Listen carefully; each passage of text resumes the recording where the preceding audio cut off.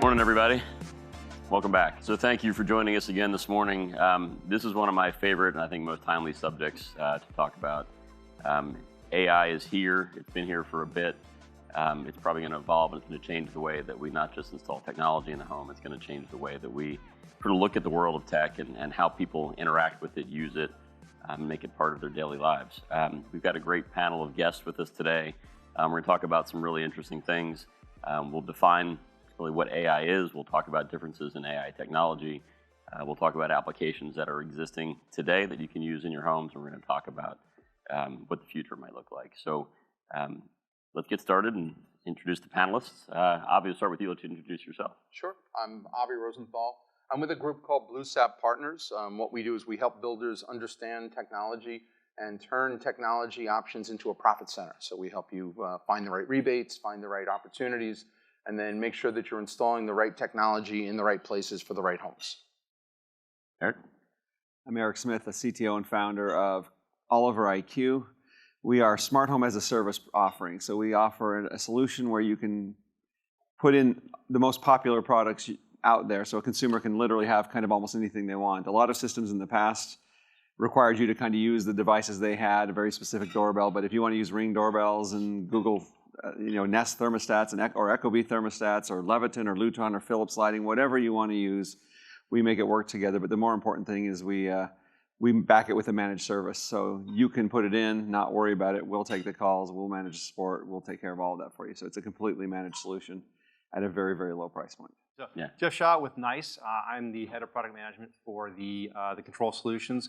We do everything from garage door operators to gates to high vehicle mitigation systems. We do security, access control, a lot of things. But the goal for NICE is to simplify everyday movements, to make life simple for people, and to really to help people enjoy their homes. John? And I'm John Lazaro, a builder in Indianapolis, and I'm here to learn more about AI and hopefully chime in, maybe learn a little bit more. Awesome. Thanks, guys. You like that? Yeah. I threw in a last-minute addition this morning. So AI is an interesting subject, and I think we're going to talk about what AI actually is versus what we think AI is. So in 1956 was the first time a computer beat a human being in a chess match. That was, if my math is right, almost 75 years ago. In 1984, and then again in 2003, Terminators would have predicted what the future of AI would look like. I hope that they were wrong, but we'll soon find out. And then in 2022, November 22, ChatGPT was released. How many people in this room have used ChatGPT at some point? All right, better question. How many have not? All right. We'll change that tomorrow, for sure. No doubt about it. Avi, I'm going to let you introduce the topic, and I think this is an important one. So Avi's going to sort of address what AI is and the difference between AI and what we think of AI and machine learning. So, good morning, everybody. Like Sean said, AI is not actually a new concept. I know it's new in the zeitgeist these days, right? Every time you turn on a news program, right, you hear about some other innovation or some other thing going on in AI. But my role today is to help you understand, first of all, why is it important? And second of all, why is everybody talking about it, right? What has happened that all of a sudden everybody every financial analyst is talking about the financial impact of AI, every technologist is talking about the technological impact of AI, all the way down to people with mundane jobs who are now fearful that their jobs will be taken by AI. So the good news is I'm here to tell you that that's not going to happen anytime soon, right? Like self-driving cars that they've been promising us for a decade, we're still probably a decade away from truly self-driving cars. AI is not going to take over tomorrow. It will definitely help. It will support. I can tell you if you have high school or college-age children, they are going to start to learn more and more about how to use AI as part of their daily lives to prepare them for the world that they're about to enter. But AI is not here to just, like Terminator 3, he's not going to be back. We've got other things to tackle first. And that's what this slide is all about. Because AI is sort of an umbrella term for computer software that mimics human intelligence, right? Human cognition. And that's not an easy thing to do. Human beings are not easy to mimic. We're not easy. We're completely unpredictable. Those of you who are human out there, you know that we are completely unpredictable. And so what we're really experiencing right now is the fact that we've gotten a processing power to mimic human interaction, right? So you may have played a video game sometime in your past where you ask the game a question and the game answers in some material way, and it feels like you're talking to a regular person, when in fact there was a programmer who put in the responses that would be expected based on the queries that you give. Nowadays, it's getting smart enough and there's processing power enough that it can broaden the answer to those questions. And that's where we get into this idea of machine learning. So machine learning has been around also for a very long time. And machine learning is something that you experience every day. You carry one of these little devices with you, right? One of these devices makes a suggestion, right? Oh, it's 9 a.m. on a Wednesday morning. Here's the directions to the local coffee place. Now, how does it know that? Well, because X number of days, for the past X number of days, you've gotten coffee on this particular day of the week at this particular time. And so the machine, this being the machine, has learned your habits and has decided that it is appropriate to offer you coffee because clearly it is something that you want in your life at this particular moment. The ad people have been using this for a long time, since the advent of the internet. The first clue that they all had was, wait, we can track where everybody goes and figure out exactly what they want to buy?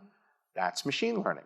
Now, where we get from artificial intelligence, or we get from machine learning to artificial intelligence, is the intuition part.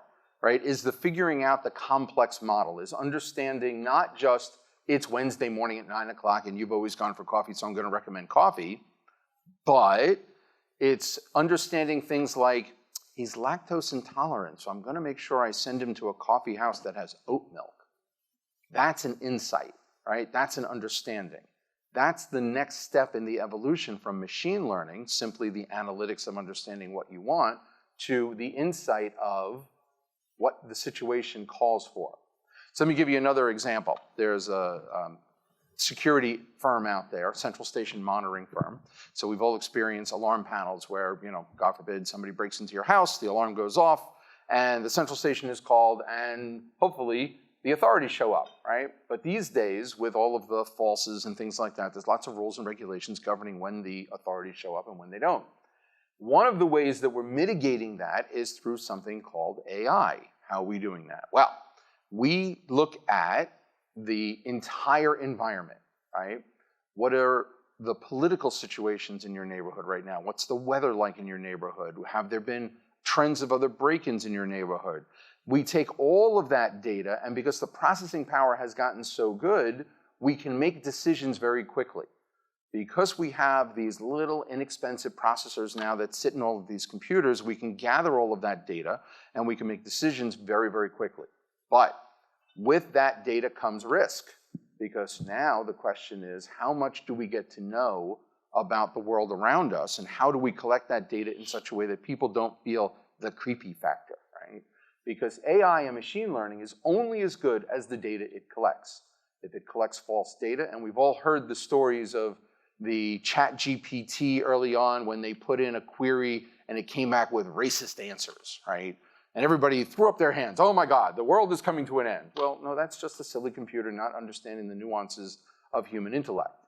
That's a computer not understanding the nuances that we don't look at people in specific ways anymore, and we should respect everybody. So can I interrupt you for a second? Please. I want to get a real world opinion from the other end of the table. Absolutely. So you mentioned the word creepy.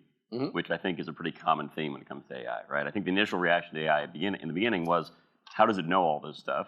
How did I get here? Is it going to replace me? What does this mean for my future? John, you're in the building industry. You've heard about AI, you've watched the news reports, you just listened to Avi talk for a minute or two about what it means. How do you feel about this product, and how do you feel about it becoming part of not just your customers' homes, but your interactions with your customers and even the back end of your building systems? I think it's great technology, and I think there's a great benefit to it. I do have quite a few clients that think it is creepy. They don't want Big Brother watching. So they have to get that comfort level so that they can become comfortable with it, and then it can be integrated into their lives and their homes. So I think my experience has been that if you drink from the fire hose and you take all the stuff in at one time or quickly, it's scary. Yes. But I think if you look at the things we do today and compare it to what we were doing as little as 3 or 4 years ago, who thought that you could deposit a check in the bank with your phone? Right? Who would have done it? Would have taken a picture and assumed that that money ended up in your checking account, right? But now we take that for granted. When's the last time you went to the bank? And I guess if you're a business owner carrying cash, you might have to, but otherwise there's no real reason to go there anymore. But it didn't happen overnight. We all sort of got used to the idea, and our friends did it, our families did it, we taught our moms how to do it. All these things start to materialize over time. So I think it'll happen a little bit without you noticing, right? And that's exactly what's going on, Sean. You make an excellent point, right? The idea is that the technology companies are sort of training us and helping us cope with the understanding of what's going on. When these first came out and they could talk back to you, everybody was like, oh my God, that's the creepiest, strangest thing ever. And now most of us have talking boxes in our homes, right? We have devices that we talk to on a regular basis. The idea and the concept that we actually talk to a machine is something fairly new, but something that has become ubiquitous. And that brings me to my last slide, which is all about the thoughtful home. So what's the practicality of AI in the home? And the practicality, very simply, is the more data we collect and the more information we understand, the better decisions we can make within the home. And so we get to a point where we have the thoughtful home. And the thoughtful home is not about being creepy. It's more about being helpful and considerate. It's being convenient. It's being safe and secure. So there are situations in the world that call for a thoughtful home. A tornado. A tornado is a scary, scary thing. Yes, sirens go off, alerts go out. But what about a home that reacted to the fact that a tornado was coming and knew that you were home to alert you, blink lights, turn things on and off, make you aware of a situation, lead you to safety, all right? Understanding where things are. That's the extreme factor. The easy factor is you walk into your home and it welcomes you. Turns the lights on the way that you want, opens the garage door for you as you enter the driveway, right? Sets the temperature. Because when you're not at home, why should you be using the energy that you're not, why should you be using energy that you're not enjoying, right? Why should it be heating or cooling and turning lights on and off, keeping the television running and things like that? There are simple ways that we can use the data that we collect from your home in order to turn them into helpful, thoughtful environments. And that's really the goal here. And the creepiness factor is going to start to fade when the value of the data that we're collecting exceeds the creepiness of it. And we're going to get there pretty quickly. And we're going to get there to the point where there's a comfort level. Once we reach that comfort level, then you as builders, you as creators of living spaces are going to be called upon to include these kinds of data collection systems. And I call them that, and you're thinking to yourself, well, what do I install that's a data collection system? Well, every time you put a thermostat on a wall, that's a data collection system. Every time you put a smart light switch on the wall, that's a data collection system. Every time you install an alarm system is a data collection system. You no longer install practical devices, you now install data collection systems, and you have to make sure that whoever you're partnering with is building systems to do just that in an appropriate, trustful way. So you do have another slide, and I'll lead into it with this. And that was it, right. Yeah. Data is right. Sorry, I gave a little speech without the slide. That's my bad. But you bring up a topic that I think is one that I've pondered a few times, and I imagine every one of you has.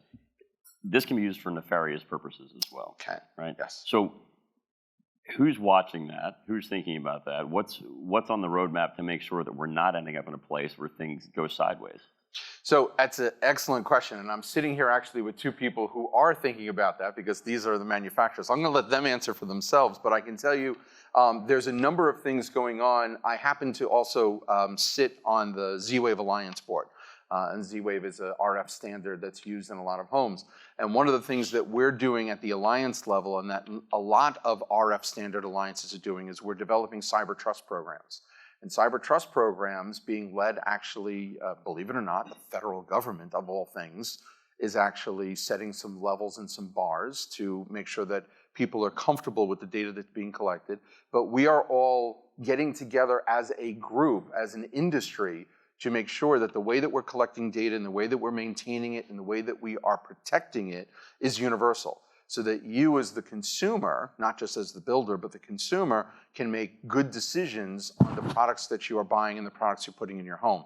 So you're actually going to see in the very near future what I call a nutritional label on the outside of every data collection device, right? And that nutritional label, the same way you pick up a can of soup and there's a label on it that tells you how many calories and how much fat and how much salt and all of that, this label is going to tell you what data is collected, how it's protected, where it goes, you know, who has access to it, all on this label, all clearly stated, so you know exactly what's going on within that product before you put it in your home.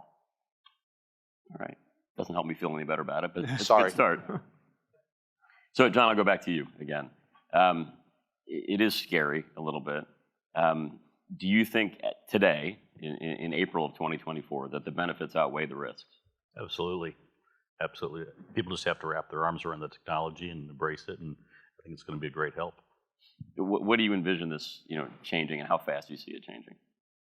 I can't even imagine the speed. It's changing faster than we all realize it. I mean, it's exponentially growing, it seems to be, and there's no way to actually quantify how fast it's going to go. Okay. It's going fast. All right. You want to hand the clicker to Absolutely. Jeff? So, Jeff, maybe spend a minute talking about the products that you manufacture, so you familiarize everybody. But then Jeff's going to get into practical applications that really are available today. So we want to talk about how this can work now, as opposed to sort of ideating what the future looks like. So we primarily do control systems. What I'm responsible for is control systems. So a control system, smart home, you might call that for the home. So processors in the house, we control lighting, door locks, entertainment, just about everything you can imagine.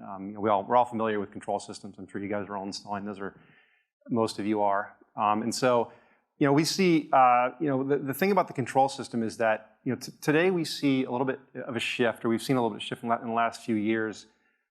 It's no longer sort of, just technology for technology's sake. It's really a way to manage the whole home, right? So starting with comfort and energy management. That's a very important function that the control system does. Home control and entertainment, that's sort of where the roots of smart home are in AV and entertainment. Security and access control is a very important one that's now becoming intertwined, obviously, with the control system. Health and wellness is an important one, air quality, things like that.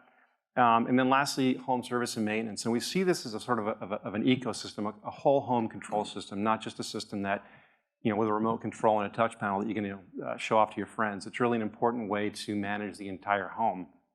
So that's what we see, the evolution that we've seen today. But there are limitations with that. So one of the things that we see is that when you are installing a smart home, what you're doing is you're taking a snapshot in time.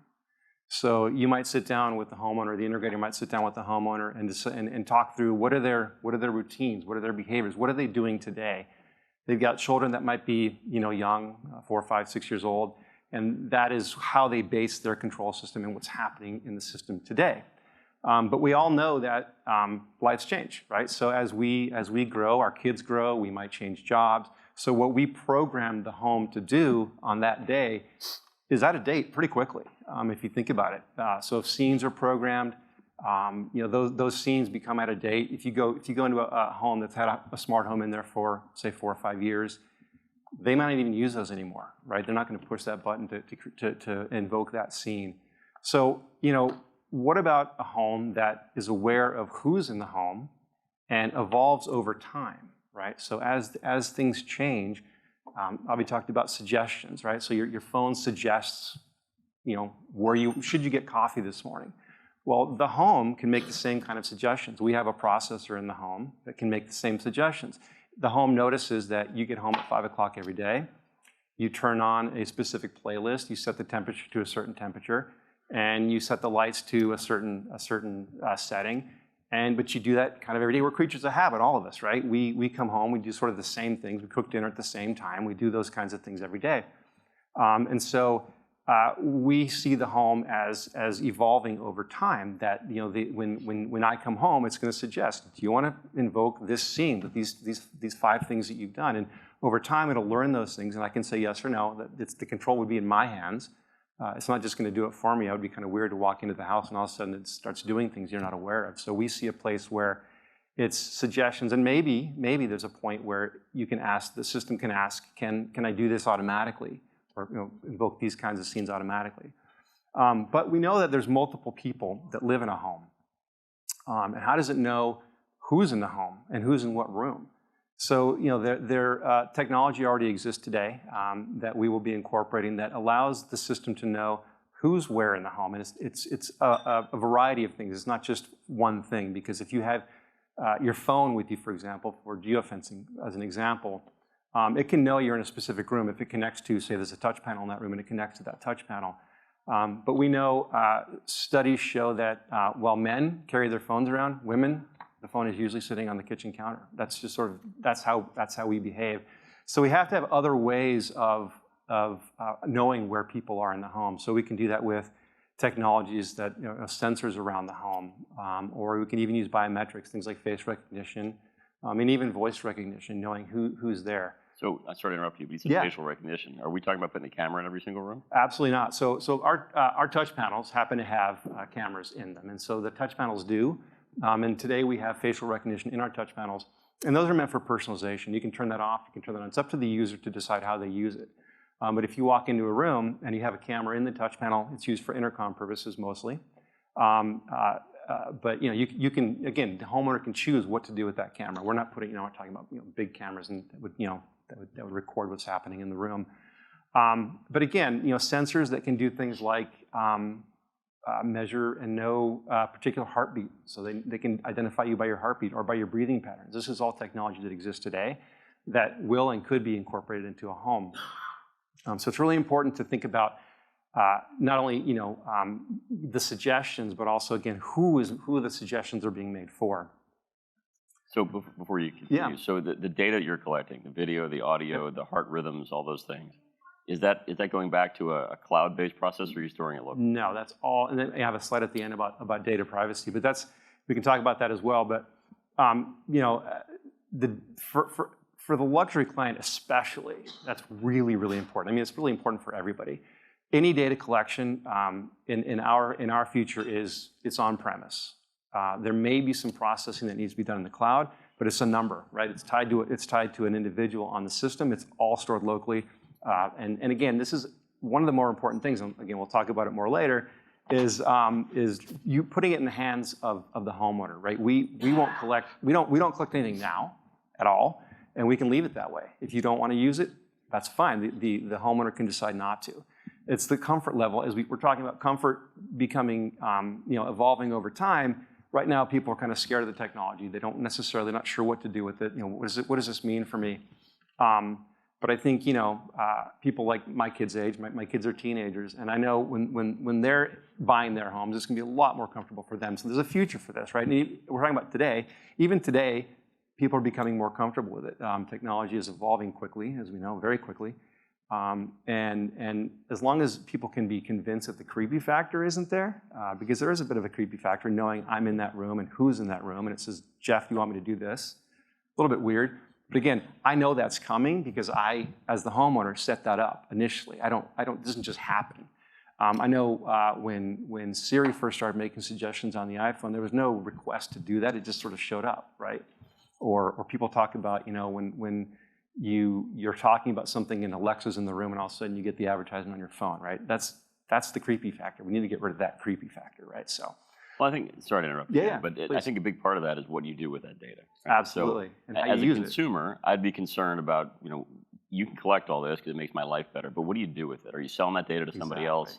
Is it going to China? I mean, what are you doing with my information? And that's important. What are we doing with it? That's important. And also, not only what are we doing with it, but how do we serve it up? Do we serve up ads, or do we just try to make your life easier, right? And that's, if you start serving up ads, or you start, taking that data and selling it, then you get into a lot of, that's where people are just going to shut down and say, I'm not going to do it.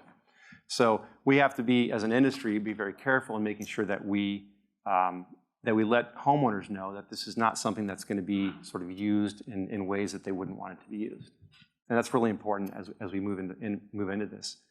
But a lot of use cases, and we don't need to go through every single one, but with comfort and energy management, we talked about the thermostat knowing that you're coming home, sets the temperature to a certain temperature. We know there's learning thermostats, those existed for a while. But those tend to not do a great job, I don't think necessarily. But it'll know who's home, it'll know when you get home, so it's a little bit smarter in how it does things. But also energy usage reporting, that's really important to people more and more. One of the largest growth areas in the smart home is energy management, because we can do a lot with that. We can help homeowners. We can tap into the grid and know when energy is going to be more expensive, when it's going to be less expensive. We can suggest charging a car at a certain time of day, or running the washing machine at another time of day based on what the prices are at that time. And we're going to get to a world here pretty soon where energy pricing is going to be, in some parts of the world, it's on an hourly basis, it changes, right? And so we're going to get to a point where that's going to be a reality for everybody. And so it's going to be more important to manage your energy and to know without having to look it up. It's going to be served up to you, and you're going to get that information directly. Of course, home control and entertainment. We talked about that sort of where smart home started. That's sort of the roots. But there's a lot of things we can do. Learning routines. It's not just about turning the TV on when you want it to turn on, but it's setting the lights, it's setting the temperature, it's doing things that sort of make the experience of that entertainment better. Even if it's the system might know there's more than just the family in the house. It might think you're entertaining, right? So it notices a bunch of other people in the house. Do you want to set music to a background music to a certain level? Things like that, where we know what's happening in the home, we know who's in the home, and being able to make suggestions around that. So how proactive is your system at this point? So let me give you an example. You have a room full of people, a house full of people you're entertaining. You got music on in one room. It's going to maybe suggest a second room. Are we getting to the point now where it's saying not only do we want to turn music on, but here's appropriate volume levels based on the ambient noise level in the space, and this is the music you tend to prefer? Or maybe I noticed that some of your guests are younger. Maybe they prefer a different type of music. Where are we there? So we're not totally there yet, but that's where we will be. It'll know it may not know the ages of the people, because I'm not sure how we find that out unless you have that person. You got to identify the people first. If it's people that the system doesn't know, that's when it's going to know, hey, these aren't people that belong in the home necessarily, and so maybe we think that they're entertaining, and so we'll set the background music to a different level, or maybe like you said, they're in a different room.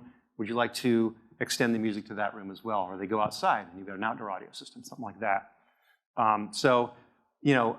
Again, it's really the home understanding the dynamics and what's happening in the home and being able to adjust and react to it. Another area, of course, is really important if we've got young kids is parental controls. Not just where the kid turns on, has to enter a password, but it knows who turned the TV on, who's in the room. Do they have a younger sibling in the room? You control the device based on that. So again, a lot of areas that we can focus on there. The next one is security and access. You sort of run the risk of parental control becoming government control, maybe, right? Yeah, maybe. Okay. Yeah. I think Depends on where the data gets shared. That's exactly what I'm asking. Yeah, but again, in our view, this is not shared with anybody. Right? We store very little off-premise, and we store everything on-premise. And so the idea is that, again, the homeowner can have control over that and do with it what they want. And they can delete it, and it's gone. It's not going to be copies up in the cloud. It's gone. It's up to them to decide how to manage that. Really, something that we think is pretty cool in terms of security and access control is the ability for the home to learn routines. So you have an away and a home mode, right? You guys have heard of that. When you leave the home, you put in away mode, sets the alarm. It might set a scene up for lighting. It might set music on. But what about a home that evolves over time and learns what you do generally and regularly? And that like I said, it changes over time. We take a snapshot in time. We might program something today that's completely different than the way we behave tomorrow. So the home learns those routines, and when you hit away mode, it plays a recording of maybe the last several weeks of what you were doing in the home. Right? Things change over time. Another important area is knowing who belongs in the home and who doesn't belong in the home. If there are people that come up to the driveway and doesn't recognize the license plate, doesn't recognize the face, and they're trying to get in, you can be alerted. Things can be done along those lines. but also learning who does belong, right? So as it knows who normally drives up to the driveway, and you get a new car, as an example, now you have to have your integrator come and program in your license plate because now you got to tell it who you are. It notices that car coming up to the driveway 3 or 4 times and says, is this a recognized car? Would you like to add this car to your list? Yes, I would. Boom, you do it, and it's done. The homeowner gets that suggestion, and it's all taken care of for them. Next area is health and wellness is a really important area as well. Air quality is very important. As we know, it's becoming more important with air quality monitors, being able to do things automatically. If the air quality is bad in the home, if you see CO2 levels as an example, the example I like to give is if you have cooking dinner kind of every day at the same time and the CO2 levels rise as you're cooking dinner, the system might suggest that, hey, I noticed you cooked dinner at 5 o'clock. You want me to turn the air handling system on at 4:45 to kind of prep the system and get it moving. Because as you know, when you're cooking, you want to turn that fan on before you start cooking to get the air moving. So it'll know ahead of time if you forget to put that on. Again, home management, it's not just about smart home. It's really about managing your home and managing your lifestyle. A lot of other use cases. I think I might be running a little long here. So, just talk about privacy as we did a minute ago. So it's really important to note that, like I said, the data has to stay on premise in our view. If it's out in the cloud, I think people will react, at least now, at least today, still. Maybe in the future that will change. But we see a world where it's all on premise. All that data is stored on premise. The identification is it's anonymized. It's a number. It's up in the cloud, and that processing needs to be done in the cloud because there's obviously more power up there than there is on premise. And so it's all just anonymized identification. And then the data security, as Avi mentioned, we have to make a commitment to make sure that people know that data is secure, and it's not going to get sold. It's not going to get compromised. There's no identification, so there's no worry about data breaches, for example, because all they'll get is numbers, that kind of thing. So that's. I want to go back a slide. Yeah. So if you don't mind. Yeah. John, I don't know what the average demographic is that you build for, but aging in place seems to be a pretty hot topic. And maybe I'm listening more because my parents are aging in place right now. I recognize it more than some. But it feels like this is the best application today for AI and smart technology. So I want to know, did mom get up at the normal time? Did she make her way to the kitchen? Is she driving the car? What time did she leave the house? What time did she get home? Is there anything I need to know? How are you applying that today, and what does that look like in your product line? So, like I said, today we don't have that's not looking. We don't have that today, but what we see is a future where we have sensors in the home that can detect whether you're lying down, sitting down, not just falling. So if you're lying in bed and your parent didn't get up, you can be notified. Or it can learn your parents' routines. Every day they get up at this time, they go to the bathroom, they go here. If that routine changes, a caregiver can be notified. Again, it's about learning behaviors and learning routines, and not just saying, we're going to program this today. Which again, they get a little older. They may get up a little later.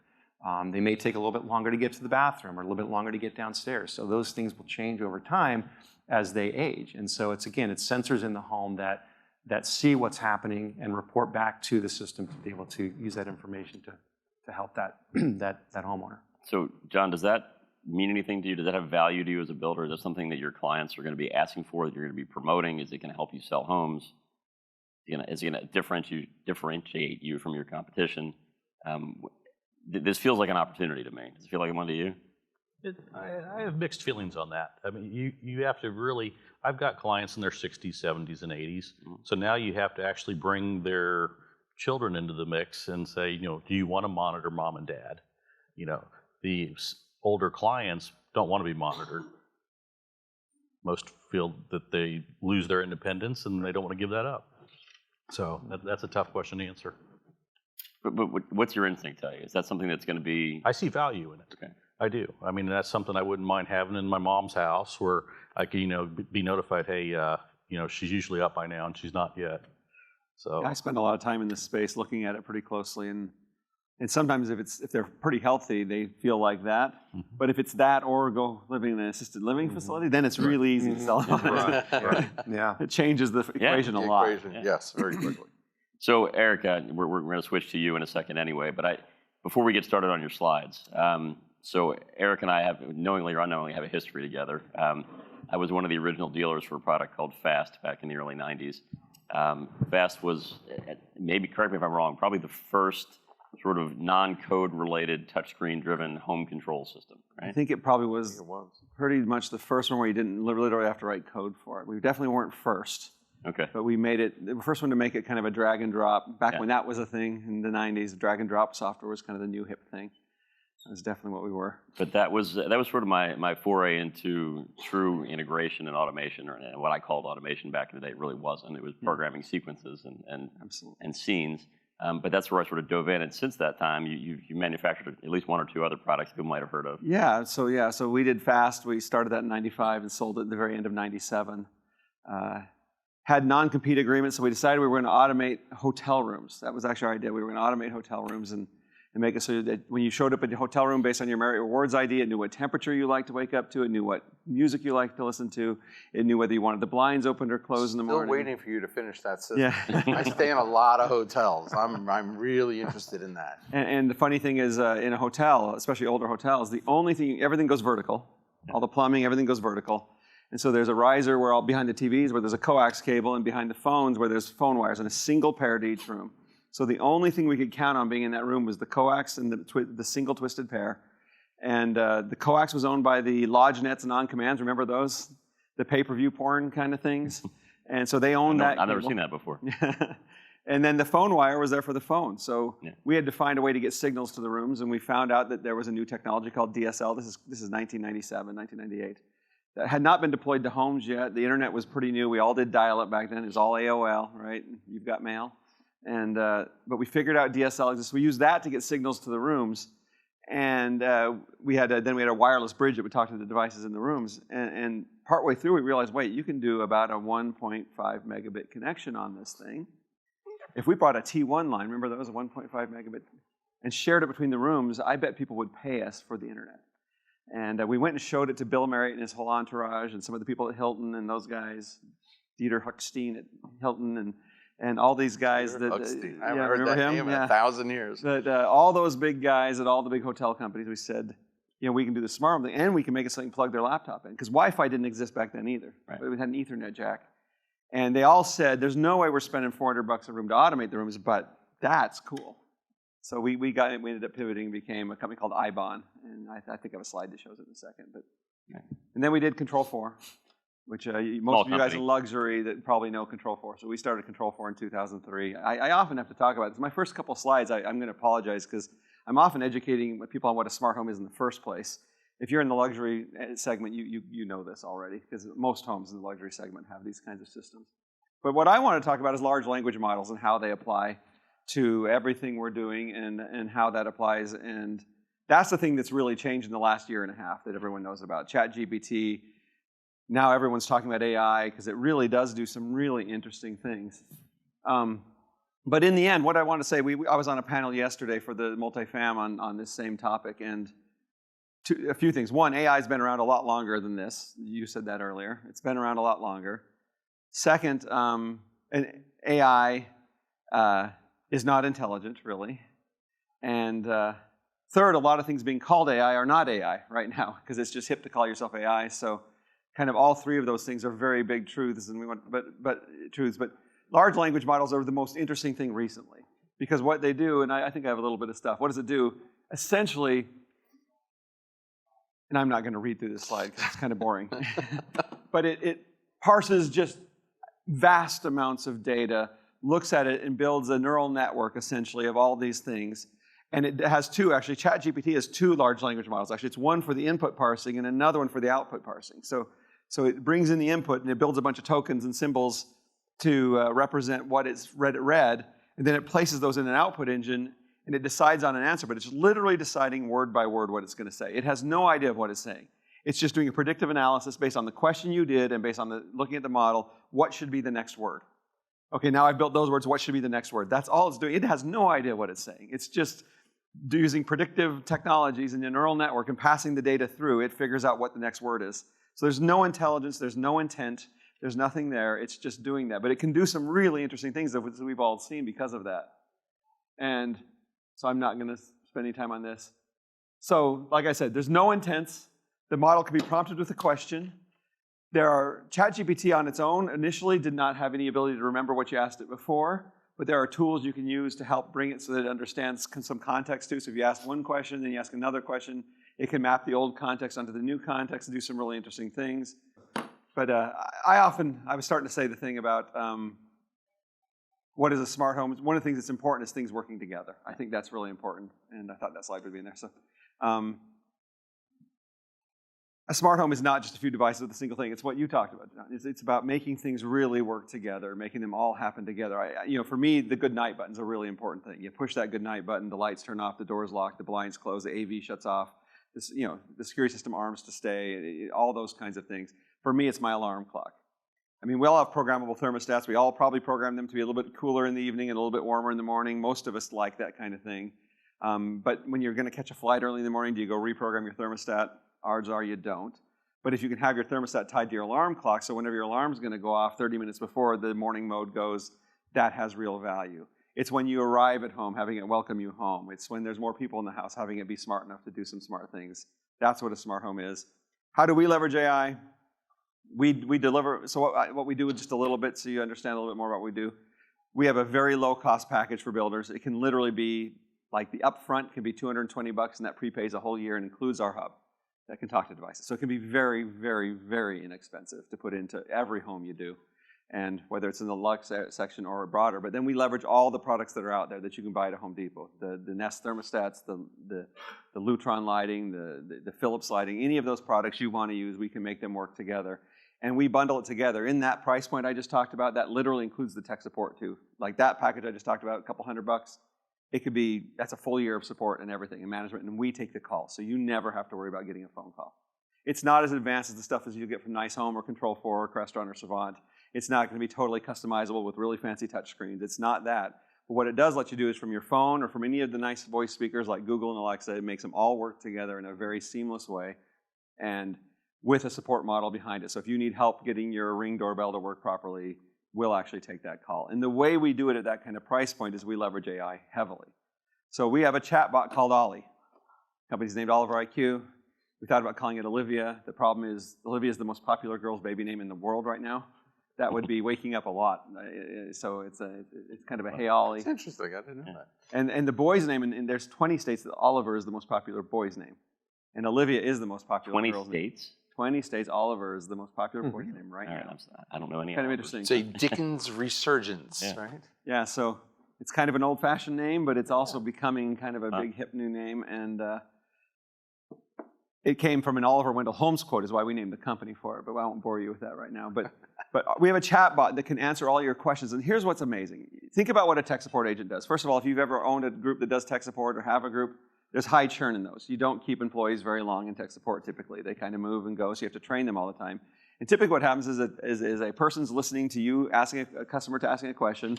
They're typing into some kind of knowledge base to find the articles that will answer the question and going through a procedure answering those questions.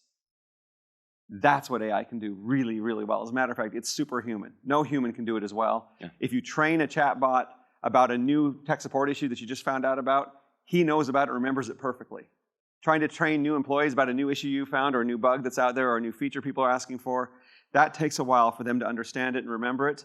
A chatbot can be perfect at that. You can have it subscribe to a Slack channel in your company. So if you put out a new promotion or a new feature, it knows about it instantly and it always answers that. It never forgets. It doesn't do those kinds of things. It can look into a knowledge base, and there are new tools you can do to train a large language model so it can answer specific questions about specific topics. There are also guardrail technologies.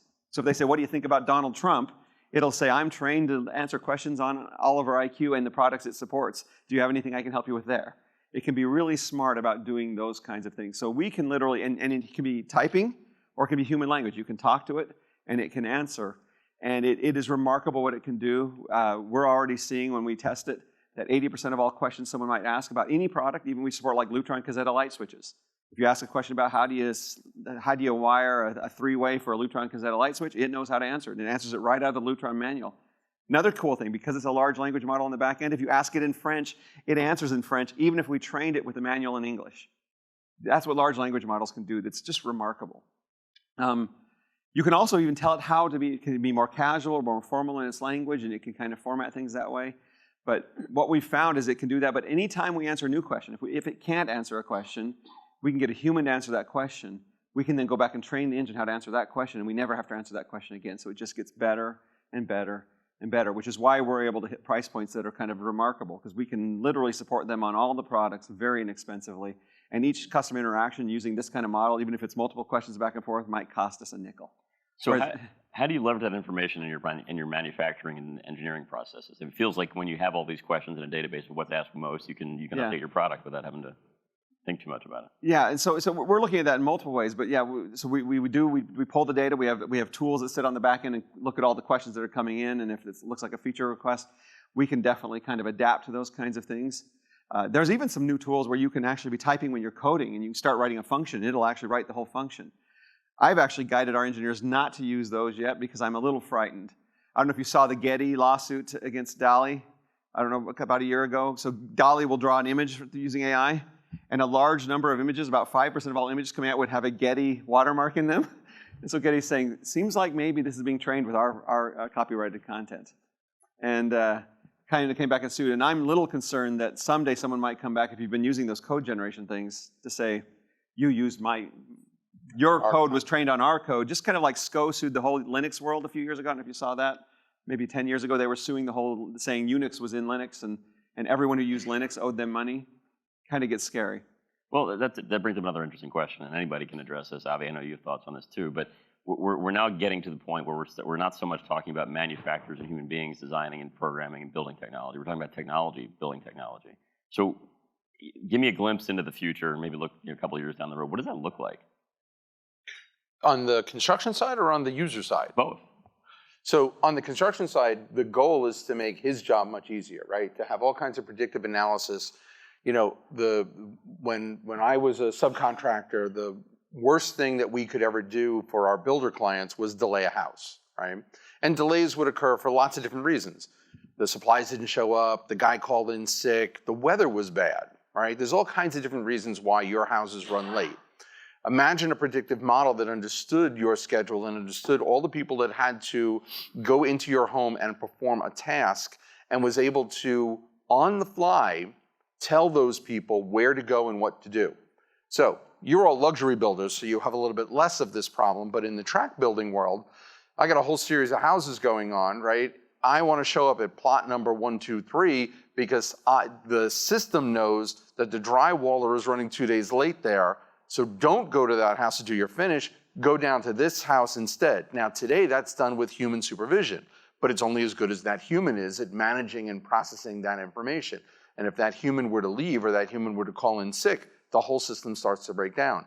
So what AI can start to do is predict those models and grab that data from various places, from a wide range of places, collate that data, and give you back an information. So in the practical world, the reason why people are worried about it, quote unquote, it's going to take my job. Well, no, it's going to make your job easier.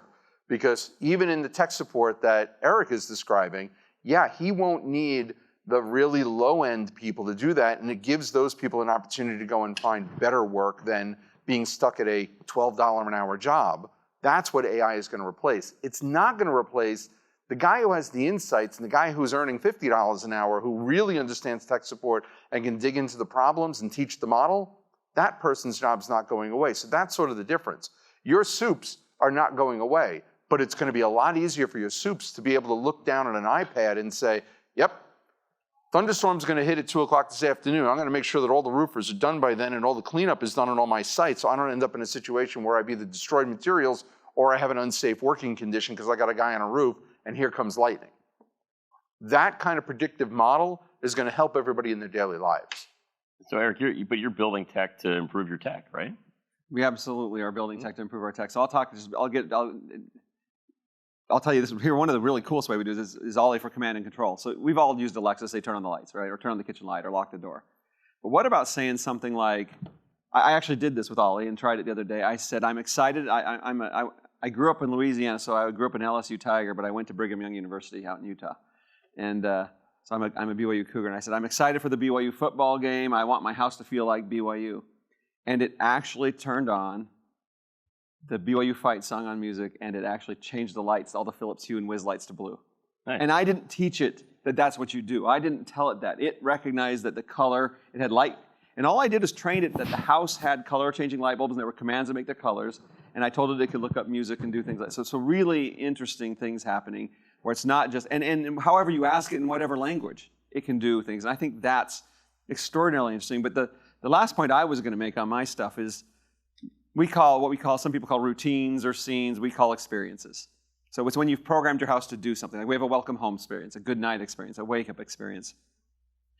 But what if you could talk in natural language to your home to tell it what you want to do?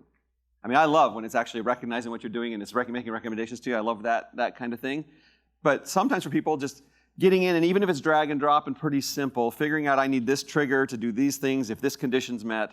But if it just said, hey, Ollie, anytime I come home after 7 p.m., I always want you to turn on SportsCenter on the TV and light a path to my bedroom. And have it build that actual experience just based on that kind of language, that becomes really powerful. And that's where consumers, it's almost like Star Trek, where you're talking to your home, you're telling it what you want it to do, and it just kind of does it. And it answers in the context of what you're saying. And I think that's really interesting to make things easier to use. And again, just like you talked about, I don't have a slide for it, but privacy is very important. We do have to send some data to the cloud to do this, but that all stays on our servers and never gets used for anything else. We have a privacy guarantee. We don't use your data. We don't sell your data. We will ask you for permission to use your data to make your experiences better and make your life better. And we will even aggregate data. We ask to use your data so we can aggregate data across many customers if we anonymize it so we can make systems generally broadly better. But we never take your data and give it to Google.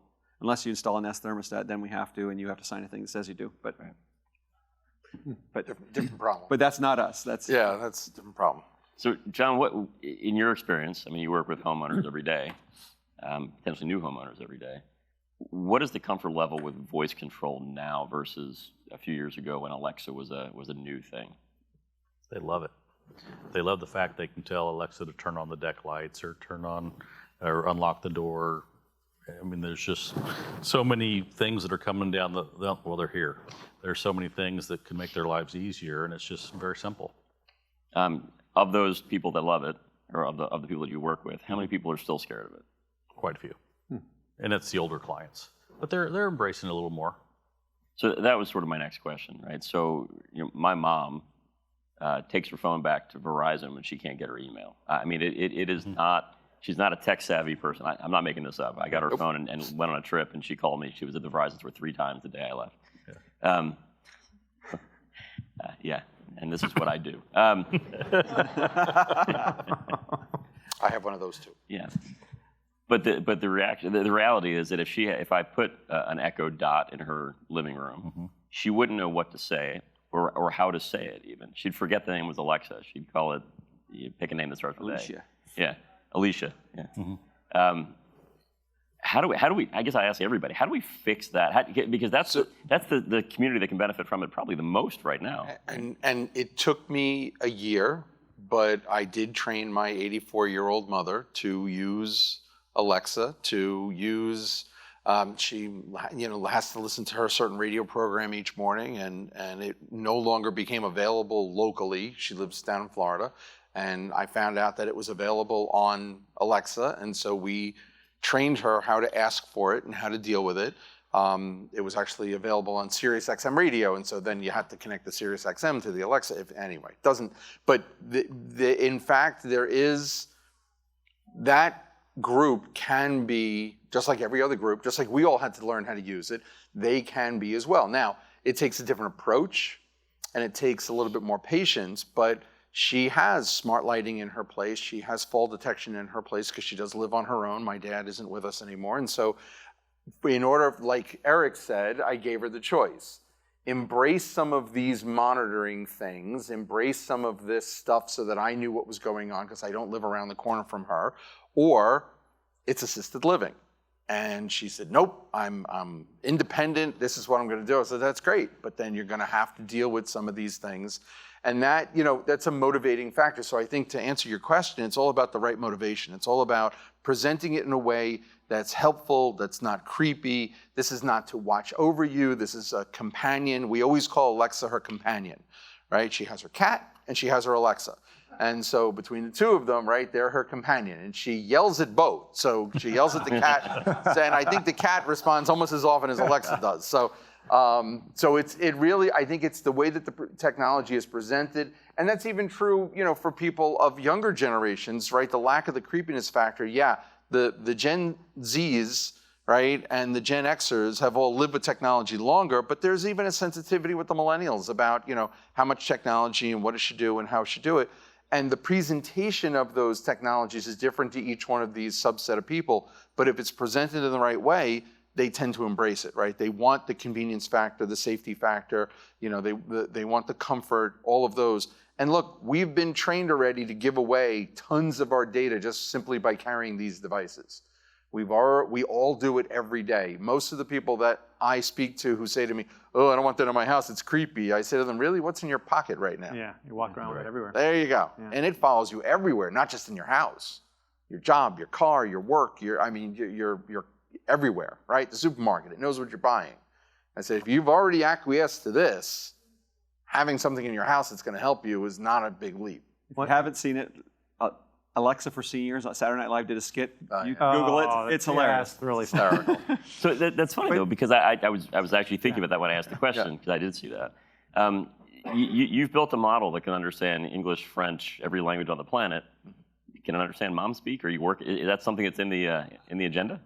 I hope so. Again, it depends on how well it's been trained on mom speak, but I hope it can. We have not done a lot of heavy testing on that, but as long as there's muttering grandmas typing on the internet, then it's probably learned some of that language too and figure some of that out. Because if we're talking about real intelligence, I mean, it takes me a little while to translate what my mom's trying to ask me. So if a machine could do that, that'd be fabulous. I put the thing in the thing, and it won't turn with the thing. It's like Exactly. The flashing thing on the screen. Right, exactly. But I mean, I think we're talking about the technology, and it's really about demystifying it for people and explaining the benefit versus just this assistant in your home. What does it do? What's it going to do for me? And if you just demystify it and say this is what this is the benefit it'll have, then people start to think, oh yeah, that makes sense. I'll add that. Or if as we get into more of this machine learning in the home, the creepiness factor goes away because the benefit's there. And then you also have to trust. I mean, you're pointing to the iPhone. We all trust Apple explicitly. We know Apple's not going to. We know not everybody trusts Amazon as much as they might trust Apple. But it seems like we all trust Apple, and there's that trust factor that we have to make sure that we let people know that we're not going to sell it. We're not going to use that data in a way that they would want us to. Awesome. All right, I think that's the end of what we wanted to address. Any questions? I know there's a lot of information up here to digest. Nick? It's kind of what Ollie does. So I mean, I guess So before you answer, I just want to repeat it so that, or just summarize so it gets on the video here. The question really is, can Amazon eventually adapt itself to the capability of the product that you've designed? Yeah, and there's a couple things. One thing you can do is, with Alexa, we've looked at this closely. There are ways for you to say, Alexa, tell Ollie to, Right. and you can do that kind of thing, and it'll pass you all the language that was said after that. So there are some mechanisms. You can also try to take over wake words, and you can take with Amazon, but they really do reserve the rights to a lot of the terms, and so you can't kind of do that. So right now, Ollie is in your smartphone. We will have a speaker that you can get from us too that will let you do that kind of simply. But I want to address a little bit of your other question too, which is, if you go back to the early 90s when they were doing these kind of conferences talking about smart home, Parks Associates had a series of things where you'd go to them and they'd say, what's the killer app for the smart home? Because what made the PC take off was a spreadsheet. That it was worth buying a computer just for the spreadsheet. And most things have a killer app. And with smart home, there isn't one. It's the integration of things, and so for different people, it's different things, and that's the biggest challenge, is how do you adapt to every person and make it do the things they want to do? It's been the fundamental flaw, or not flaw, but the fundamental challenge of this industry since day one. And we think Ollie can help do that. We think having the house learn what you're doing and over time adapting to your patterns is a way that it can do that. And we think there's lots of interesting ways it can do that. And realize that Amazon needs to be all things to all people instead of a curated solution to a specific few. What the guys at Oliver have been able to do is they're concentrating on one piece of your world at a time. Amazon's global, and the same thing with Google, I shouldn't just say Amazon, but any of the talking boxes have to be all things to all people. And so what they don't do well is sort of the niche product, right, is the small stuff. And so you're gonna find that there are gonna be companies out there that are going to leverage the technology that they have in order to be there. So to answer your question about, what makes you think that Amazon's not just going to come along and scoop this up? Well, they may acquire Ollie at some point. That's a different issue, and I'll let him deal with that. But yeah, that's a different problem altogether. But the idea is that the talking boxes need to be all things to all people, and so they do a lot of things okay, but they only do a couple of things well. Whereas Ollie and others like it have been able to do that thing well. By the way, 99% of all Alexa talking is stock quotes, weather, and play music. Right. Exactly. We are unfortunately out of time. I know it's a topic we could talk about for a lot longer. I think you're on to your next meetings. Thank you for coming. Great seeing you. I'll see you all guys. See you at lunchtime. Thank you.